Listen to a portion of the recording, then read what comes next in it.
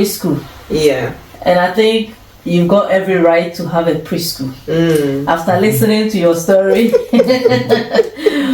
who else should start a preschool if not you? Yeah, because you've got a background. You've been teachers yourself. Yes. You've been able to raise your children to a high standard academically. So we have every confidence that if we bring our children to your preschool, they will do well. By the grace of God. Yes. By the grace. Yes. So tell us a little bit about how the preschool started and why you started it. Okay, so we opened 2019, 2020 academic years when we officially opened. But the registration happened in the May of that year. And by this time I was still in school teaching. That was my last school in Woolwich. I was there for 3 years. Prior to that, I've been a teacher in a school in New Cross for a number of years. Another opportunity came up and I decided to go and do that. It was Ofsted inspections in early years, just to add to my knowledge of how inspections are carried out. But before all of this, I've always had the need to own a nursery or open a school, be it in Ghana or wherever. So it got to a point where I was becoming a little bit burnt out out of the workload in the classroom. So from leaving the inspections, I did inspections for 3 years as well. And then when inspector. And then went back to the classroom. But when I was going back into the classroom to gain more practice in early years, I said to myself, I'm going to be there for 3 years exactly. And after the 3 years, when I come out, I will set up. So during the last year, I started having a bit of problems in terms of my health. And that was the sign. Because don't forget, I had promised myself that 3 years I had to come out. Now God in his own way had a way of reminding me of what I have said to myself. So these problems started cropping up, and being a bit naughty kept going on. I was being signed off work and then going back, signed off work, going back, signed off now for no. So I kick-started the registration process with Ofsted. Thankfully they came, everything was fine. They registered me, got my number, and then I handed in my resignation for that April. That year we went on holiday, and then I started advertising that we were opening. And then by the grace of God, we came back from Ghana that year, and then September came and we opened. And this is 5 years down the line. We've been operating 5 years down the line at full capacity by the grace of God. So how many children in total?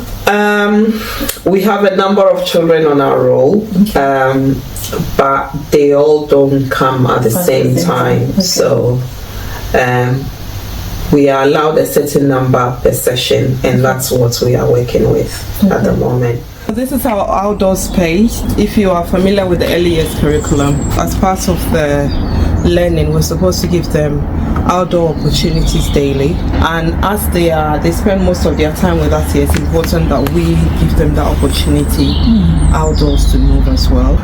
The movement involves running, walking, jogging, jumping, and so this is the space out here. When they come, activities are set up, they assess the resources to support their own interests, and they're able to extend learning or skills that they've learned inside out here, and also they're able to consolidate anything that they have learned as well and develop their imaginative skills. They can pretend play. We've got a microwave here where they will pretend to be cooking. They will time themselves how long whatever is in there is going to take to cook and things like that.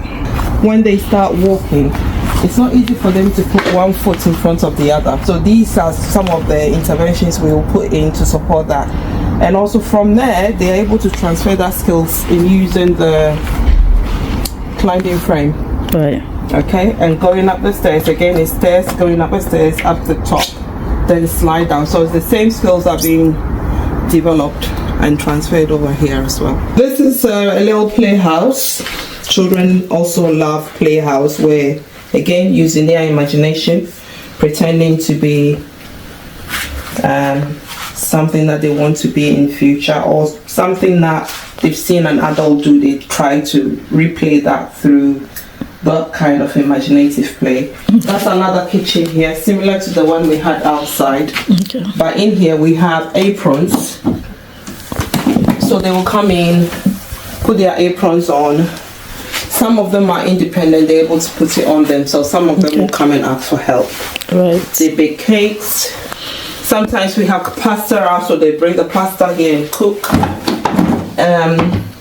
This is our mini easel. So this doubles up to be like a writing board, mark making board, painting, all those kind of things, individual mark making. Then we have our reading areas over here. Okay. The books tend to turn round. I change them round to reflect what the topic is. But sometimes they also request certain books which I'll bring out, because they say less is more. So I try not to put too much out, otherwise it becomes overwhelming for them. Right. And they don't know what to do with it, basically. So that's our little reading area.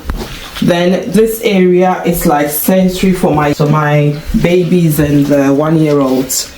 In fact, the older ones, like 3 and 4-year-olds, also like to come here. And as you know, the topic is winter. These are like sensory bottles. So they shake and they listen, and they're able to differentiate between the different sounds. In here is there are ice cubes in here, and these are just normal potatoes. So when you shake both of them, they both make different sounds, so they are listening, they are tuning in, and it's developing their listening and attention skills as well. They will get this is just normal foil that you use in the kitchen, and when you scrunch it up, you hear that there's a sign, makes a sound. So it's kind of sensory. They are seeing, they are touching, they are feeling, they are hearing, and all of that. So that's a little sensory area for the children that come here, come to this setting. They are from different backgrounds, because obviously Gravesend is made up of families from around the world. So we do have Caucasian, Black families, Indian, everybody's welcome, because we need to show inclusive practice. So everybody is welcome. I have 2 white children who are currently attending the setting.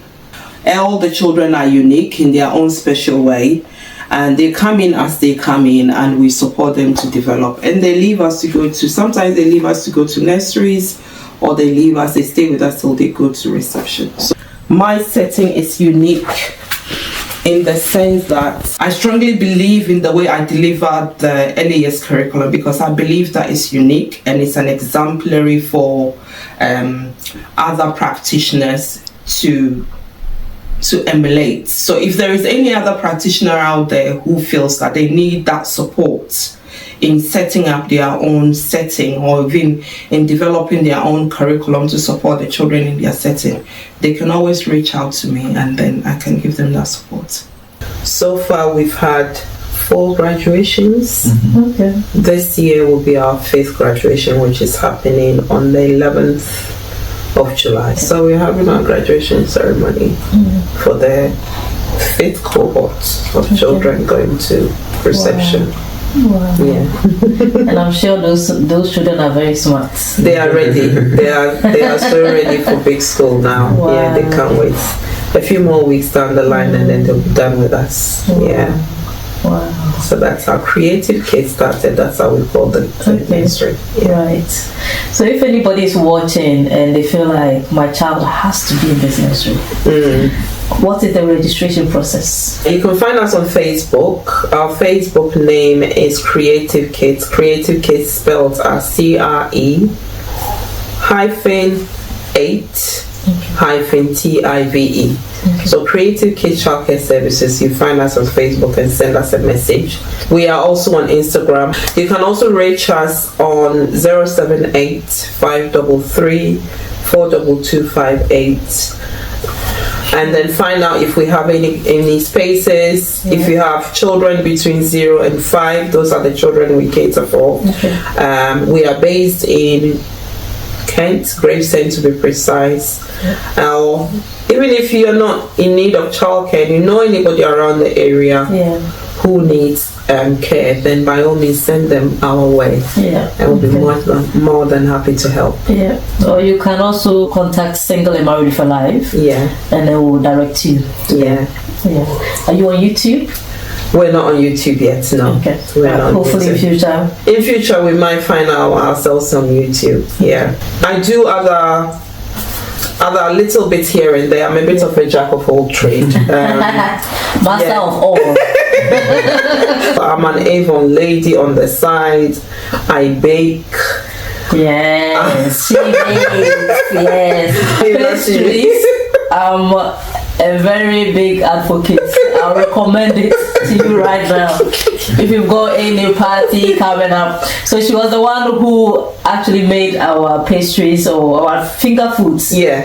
For my children's child education, baby number 1, baby number 2, and my book launch as well. That's the first time we met actually. So if I've used her for all this while, you should know that she's good. And I'll be making again for baby number 3. No, no way. Baby number 3 is not coming. Don't let my husband hear you. Baby number 3. No, you're making it for our subsequent events. So we have a Thanksgiving for the Swell at 10. Thanksgiving coming up. Somewhere February 2025. Right. So that's already your job. Hallelujah. I know this video is going to be seen later after the event, but just for you to know, we've given her the job already. The contract has already been signed. Very lovely pastries. It's the meat pie and then the chin chin. I like it. Thank you so much. Thank you. You do this fruit thing. I make the fruit trees as well. I made one last week for an event for a birthday celebration. So I do other bits here and there. And they can contact the same number. The same number. Any email? My email address is amjacobs38@gmail.com. Just make sure you contact them. That's right. For your party, for your Avon stuff. Yes. You can also follow me on TikTok. Give me a follow on TikTok. And Alberta Minto Jacobs. I put quite a lot of things on there as well. So wow. What a lovely session it has been. I can't believe that you do all these things. Women, we are blessed. Wow. We thank God. Thank you so much for coming to this session, this interview session, making it possible. You've been very busy. The little I knew about your schedule this week, I know that you're very busy people, but you still made it work. We've got a gift for you. Oh no. You really shouldn't have. We want to make sure that anytime we call upon you, even if you are wherever in the world, you will come. You don't do this to make sure we are here. I already told you that in as much as we are helping you, you are helping us as well to put ourselves out there and our family. I believe that when God puts people together, it's for a reason. And that's one thing I value. I value relationships so much so that until you show me or I have an instinct that this person is not right, I'll move. In here, I would have moved myself away from you. You wouldn't know. I'll be alright with you, but in here you won't be. No. So what I'm saying is that this is unnecessary. But you know, we will accept it. But next time, make it bigger. Can you imagine? I didn't expect that. See,